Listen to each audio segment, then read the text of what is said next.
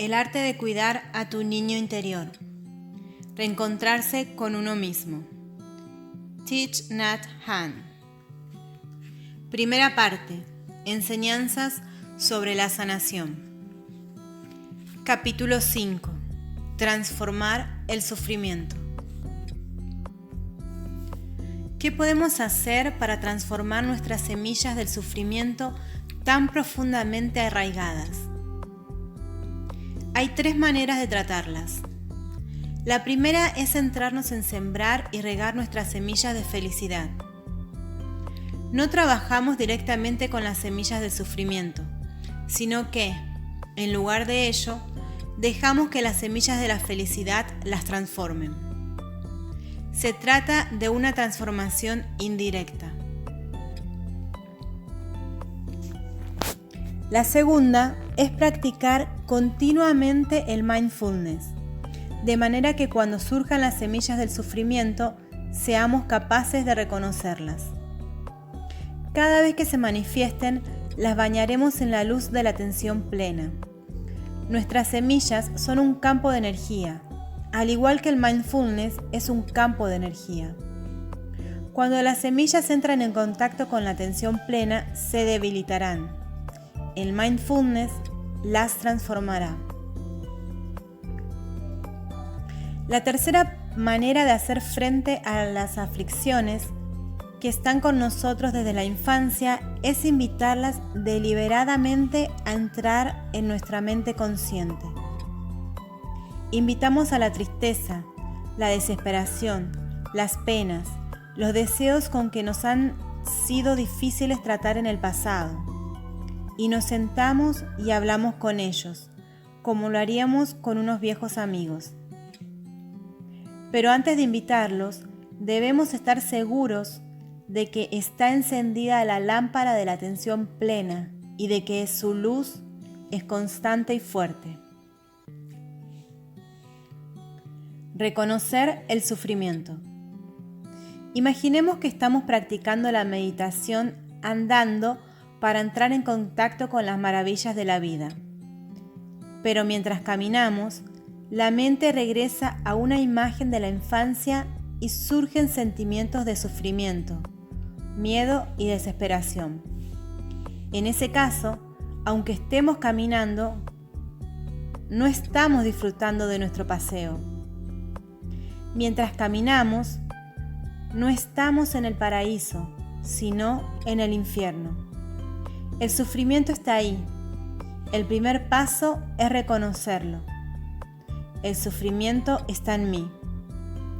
Al inspirar, sé que el sentimiento de sufrimiento, desesperación, infelicidad y miedo está en mí. Al expirar, abrazo el sentimiento de sufrimiento que hay en mí. Con atención plena y concentración, podemos regresar a la imagen y saber qué es lo que ha hecho de surgir. Tengo esto porque he conectado con aquello. Con atención plena y concentración podemos responder a esa imagen, conscientes de que ya no somos niños indefensos. Somos adultos fuertes, capaces de protegernos a nosotros mismos. Algunos llegamos aquí como inmigrantes. Muchos refugiados del mar vietnamitas cruzamos el océano desde el sureste asiático para vivir en Occidente. Durante el viaje pasamos mucho miedo. Pudimos habernos ahogado en cualquier momento. Pudimos haber muerto o resultar heridos a manos de los piratas o los tiburones. Quienes hicimos el viaje seguimos teniendo las imágenes de todos esos peligros en la conciencia.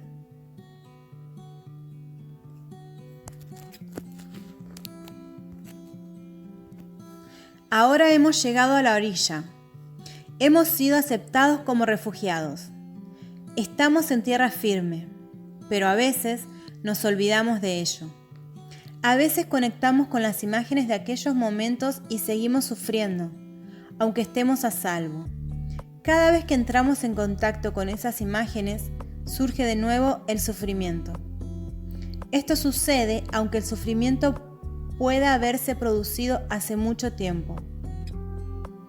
Muchos de nosotros seguimos atrapados en el mundo de las imágenes, pero el hecho es que solo se trata de imágenes, ya no son realidad.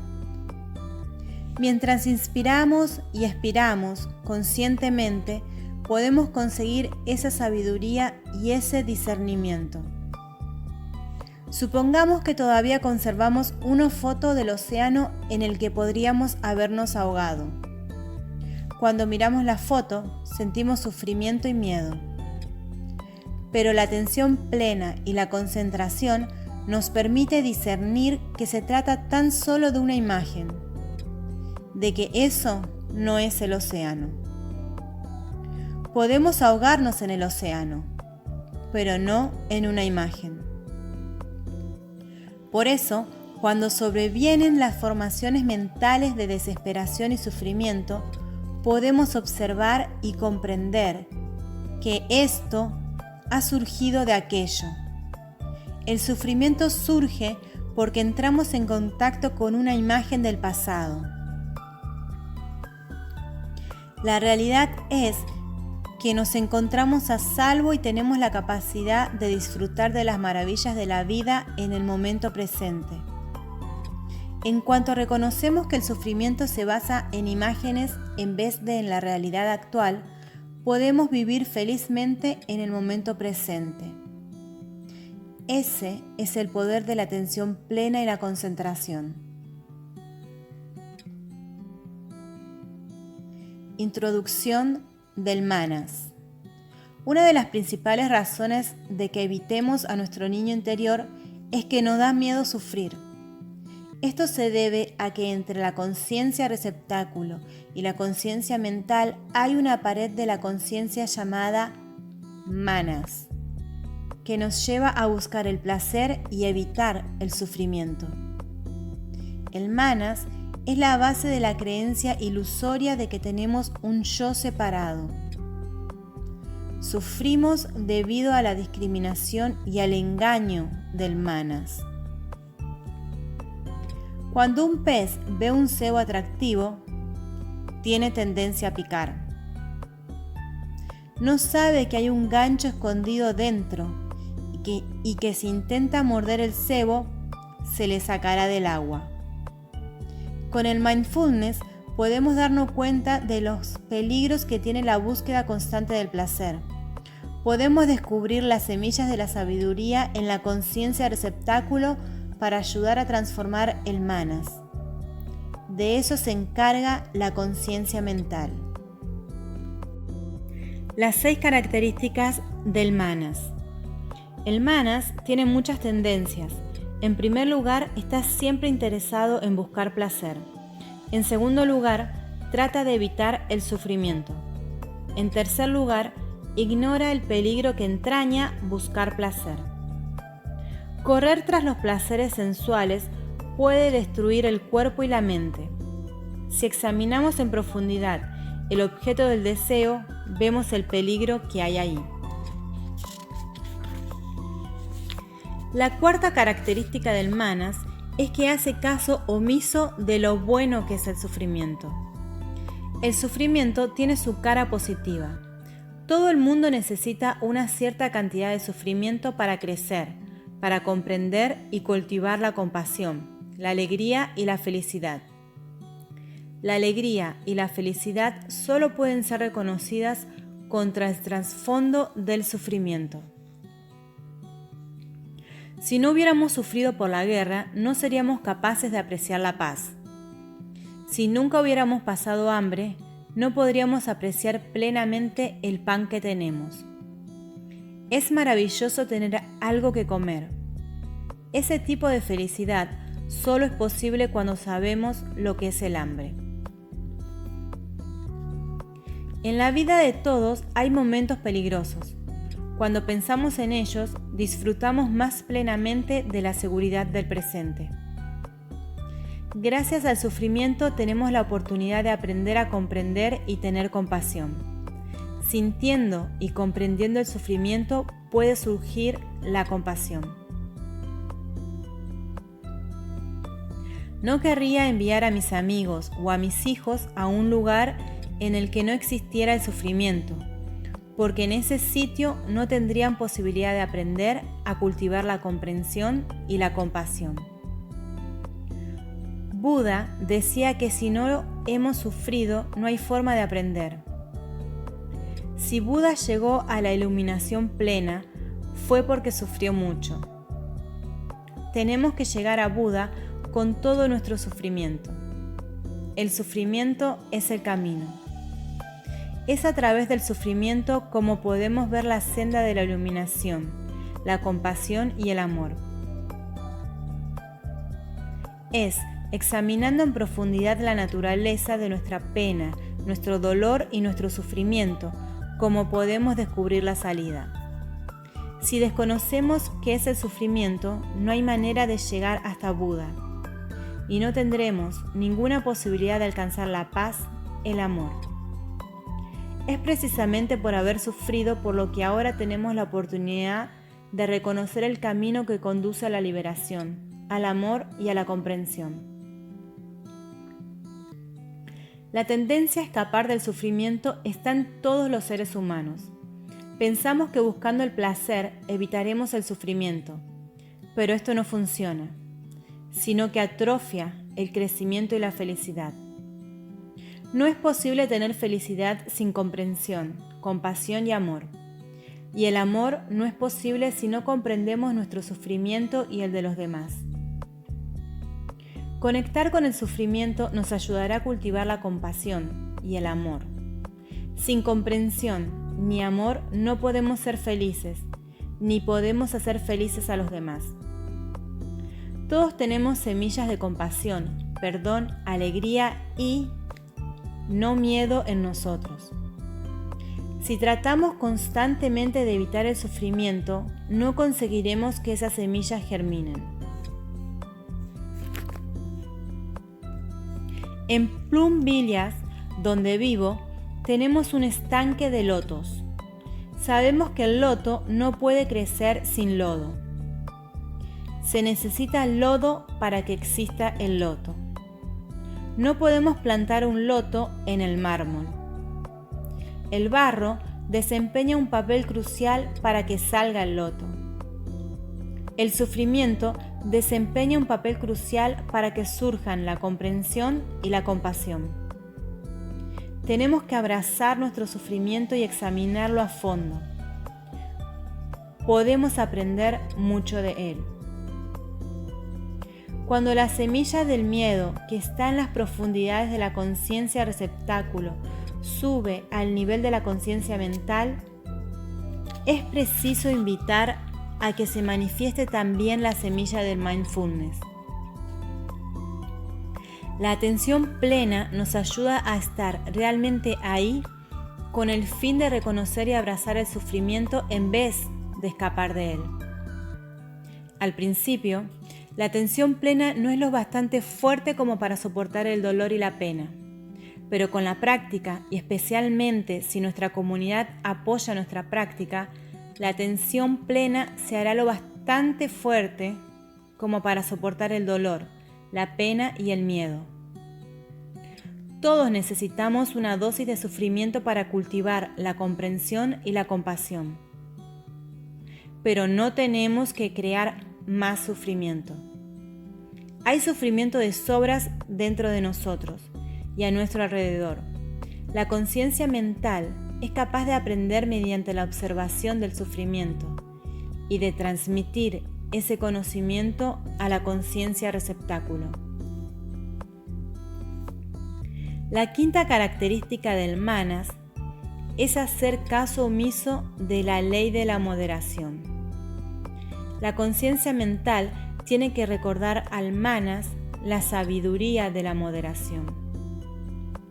Con la respiración consciente podemos ayudar a la conciencia mental a observar en profundidad, a reconocer al manas con todos sus engaños y a comprender que la semilla de la sabiduría está en la conciencia receptáculo. Cuando la conciencia mental practica la concentración, el objeto de concentración es el interser. la interconexión, la no discriminación. Si la conciencia mental se concentra en estos objetos, el discernimiento llegará sorprendentemente deprisa. La sexta característica del manas es que siempre trata de apropiarse, de tener, de poseer todo lo que percibe como deseable. El deseo es uno de nuestros impulsos más fuertes, que provoca que nos invadan los celos y tratemos de poseer a personas y cosas. Pero si uno es consciente del interser, verá que no hay nada que poseer. Transformar el manas. Con el mindfulness podemos transformar el manas. A través de la respiración consciente podemos ayudar a la conciencia mental a examinar en profundidad a fin de identificar el manas con todos sus engaños, así como a comprender que hay una semilla de sabiduría en la conciencia receptáculo. Cuando el manas se transforma, se convierte en la sabiduría de la no discriminación. Nirvikalpajñama. Hay un relato que describe muy bien la no discriminación. Es la historia de un grano de sal que quería saber cómo desalada era el agua del mar. Yo soy un grano de sal, soy muy salado. Me pregunto si el agua del mar es tan salada como yo. Se le acercó un maestro que le dijo: querido grano de sal, la única manera de que conozcas realmente la salinidad del agua del mar es que te arrojes a él. El grano de sal saltó al mar y se hizo uno con el agua del mar, y su comprensión fue perfecta. No podemos comprender totalmente a alguien o algo mientras no nos hagamos uno con esa persona o con ese algo. Comprender significa literalmente coger algo y hacerse uno con ello. Si nos sentimos separados de algo, no podemos esperar comprenderlo. La práctica de la meditación consciente en examinar la realidad de tal manera que la frontera entre sujeto y objeto deje de estar presente. Tenemos que eliminar la frontera entre el observador y el objeto de la observación.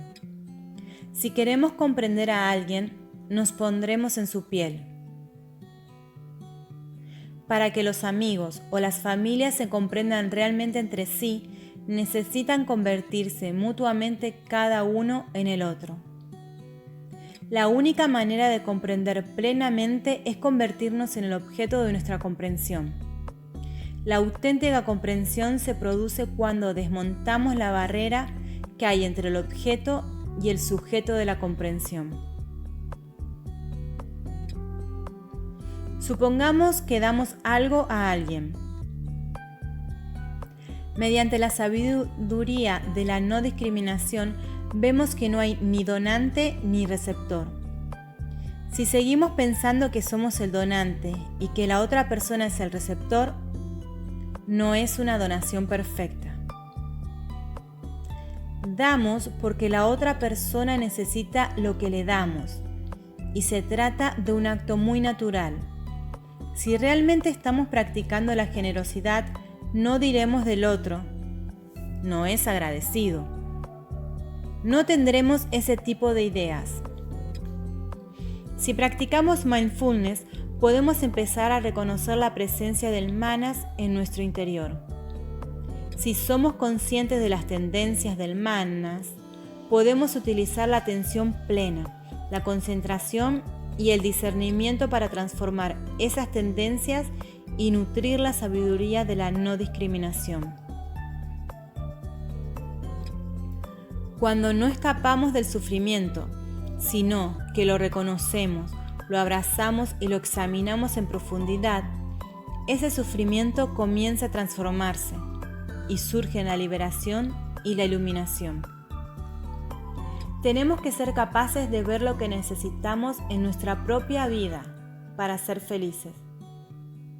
También tenemos que evaluar las necesidades de los miembros de nuestra familia, nuestra comunidad y nuestra sociedad. Cuando sabemos lo que se necesita, sabemos qué hacer. Tenemos un objetivo y actuamos entonces de tal manera que contribuimos a producir suficientes alimentos, democracia y libertad para el pueblo. Cuando tenemos un objetivo, definimos la acción. Sabemos ya el trabajo que tenemos que hacer para ayudar a conducir a la sociedad en una dirección positiva. Para determinar si nuestra acción es buena o mala, tenemos que ver si conducirá hacia nuestra visión suprema. La sabiduría de la no discriminación. En la conciencia receptáculo hay una semilla que puede transformar el manas. La sabiduría de la no discriminación. La discriminación entre esto y aquello, de esto frente a eso, es la base de muchísimo sufrimiento. Es muy importante que la conciencia mental reconozca la semilla de la sabiduría de la no discriminación que yace en la conciencia receptáculo y la ayude a manifestarse. Con la práctica de la respiración consciente y la observación en profundidad, ayudaremos a que se manifieste la sabiduría de la no discriminación. La sabiduría de la no discriminación está en cada uno de nosotros. Por ejemplo, mi mano derecha hace sonar la campana y escribe poesía con una pluma. Mi mano derecha tiene la sabiduría de la no discriminación. Nunca le dice a mi mano izquierda, no parece servir para nada. Soy yo quien ha escrito todos estos poemas. Soy yo quien practica la caligrafía. No, mi mano derecha nunca se considera superior a mi mano izquierda. Esa es la razón de que la comunicación y la colaboración entre ellas sean perfectas. No existe ningún sentimiento de superioridad, ni de inferioridad, ni siquiera de igualdad. Cuando comparamos, nos vemos superiores, inferiores o tratamos de ser iguales.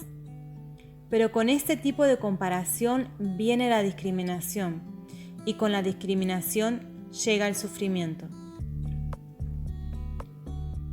Las células del cuerpo colaboran entre sí sin discriminación. Un día, mi mano izquierda estaba sujetando un clavo y mi mano derecha un martillo. Trataba de colgar un cuadro y no estaba muy atento. En vez de golpear el clavo, me golpeé el dedo. Inmediatamente la mano derecha soltó el martillo y cuidó de la mano izquierda como si cuidara de sí misma. La izquierda no se enfadó con la derecha, porque tiene integrada la sabiduría de la no discriminación. La mano derecha no dijo, estoy cuidando de ti, mano izquierda, tienes que recordarlo. Tampoco la mano izquierda dijo, mano derecha, has sido injusta conmigo, quiero justicia, dame el martillo. No existe ningún yo, ningún tú, ninguna discriminación, son una sola cosa. Es como la Trinidad, Dios Padre está en Dios Hijo y el Espíritu Santo está en el Hijo y en el Padre. Eso es interser. En cada uno puedes ver a los otros dos. Había un cierto dolor, pero mis dos manos compartían el sufrimiento, porque en una relación amorosa no existe discriminación. Eso es la ecuanimidad, upeksha. Felicidad y sufrimiento no son ya cuestiones independientes cuando la sabiduría de la no discriminación está presente.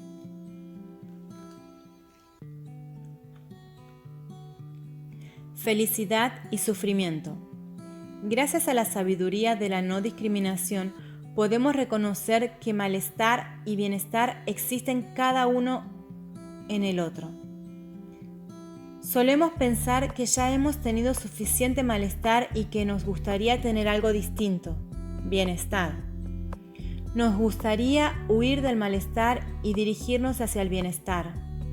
Pero es allí, en el lugar del malestar, donde podemos encontrar el bienestar. Si huimos del malestar, tenemos muchas menos posibilidades de encontrar el bienestar. Toda nuestra felicidad tiene en su interior el regusto del sufrimiento.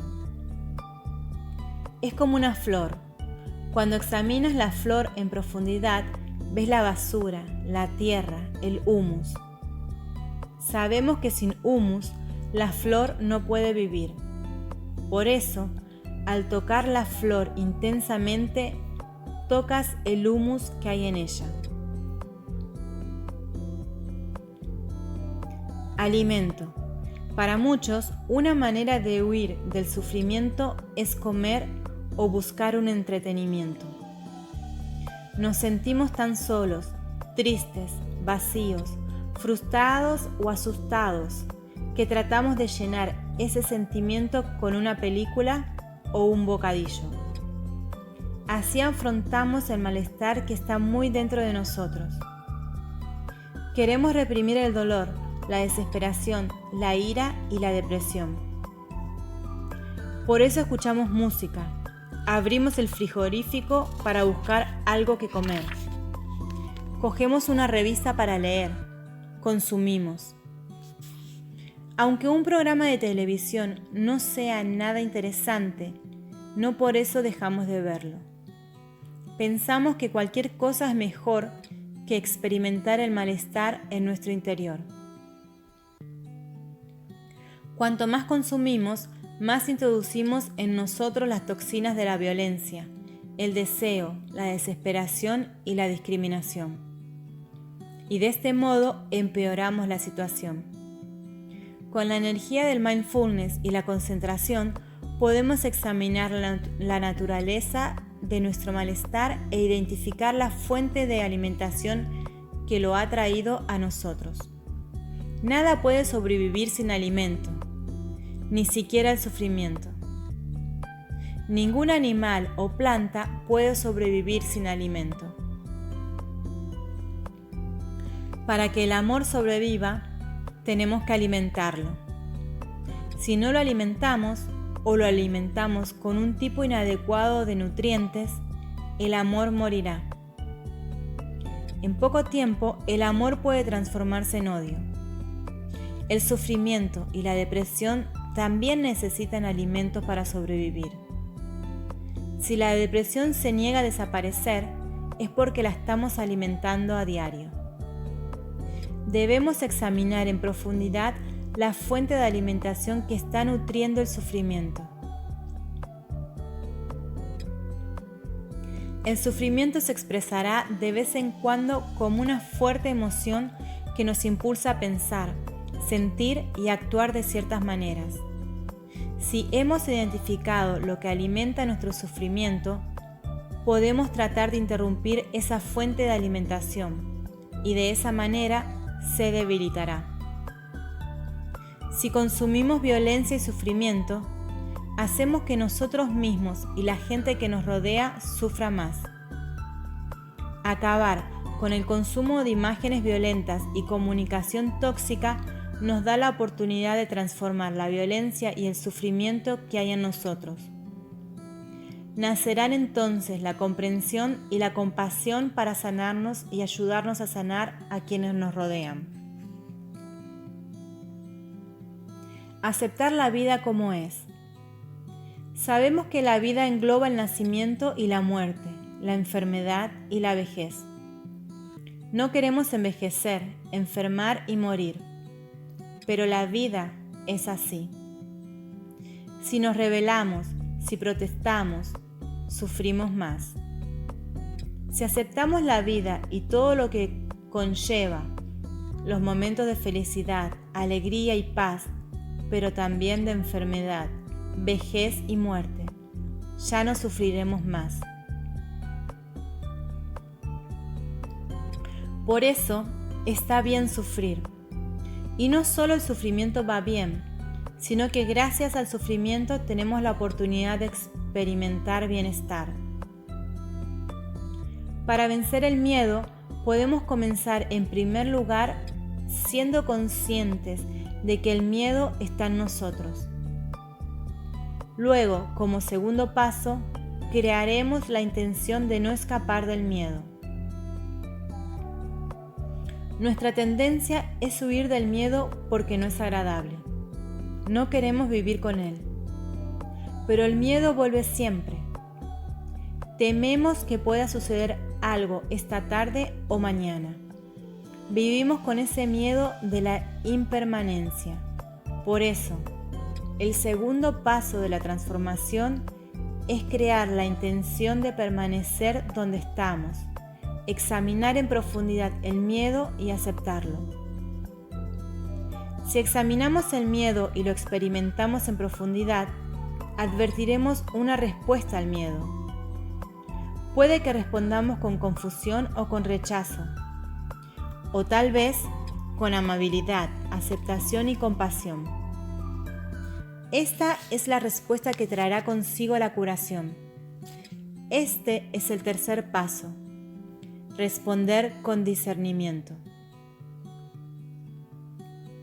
Puesto que ahora sabemos cómo lograr la curación, no tenemos que esperar a que el sufrimiento nos sorprenda. Con la práctica, cuando nuestra atención plena sea fuerte y estable, ya no tendremos que esperar a que las semillas del sufrimiento surjan de manera inesperada. Sabemos que están ahí, en el sótano de la conciencia receptáculo. Podemos invitarlas a subir a la conciencia mental y dejar que la luz de la atención plena brille sobre ellas. Hacer frente al sufrimiento es como enfrentarnos a una serpiente venenosa. Tenemos que informarnos sobre la serpiente, así como hacemos más fuertes y estables para manipularla sin resultar heridos. Al final de este proceso, estaremos listos para enfrentarnos a ella. Si nunca nos enfrentamos a ella, un día nos sorprenderá y moriremos de una picadura. El dolor que portamos en los niveles profundos de la conciencia es similar. Cuando crece mucho y nos enfrentamos a él, no podemos hacer nada si no hemos practicado antes para tener una atención plena, fuerte y estable. Solo deberíamos enfrentarnos al sufrimiento cuando estemos preparados. Entonces, cuando llegue, podremos manejarlo sin peligro. Para transformar el sufrimiento no luchamos contra él ni tratamos de deshacernos de él. Simplemente lo bañamos en la luz de la atención plena.